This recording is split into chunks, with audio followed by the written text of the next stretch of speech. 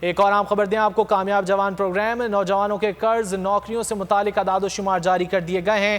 14,275 نوجوانوں میں 18 ارب روپے تقسیم کرنے کا عمل مکمل کر لیا گیا ہے۔ کامیاب جوان 30,000 نوجوانوں کے لیے نوکریاں پیدا کرنے والا پروگرام بن گیا ہے۔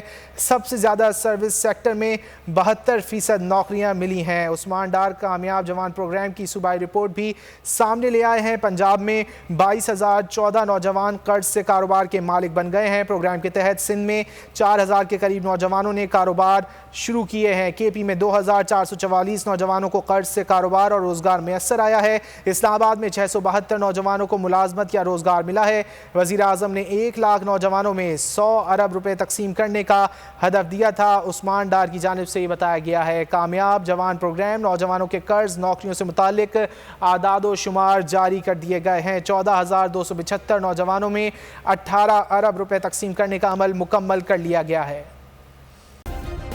سبسکرائب کریں اور بیل دبائیں تاکہ کوئی خبر رہ نہ جائے۔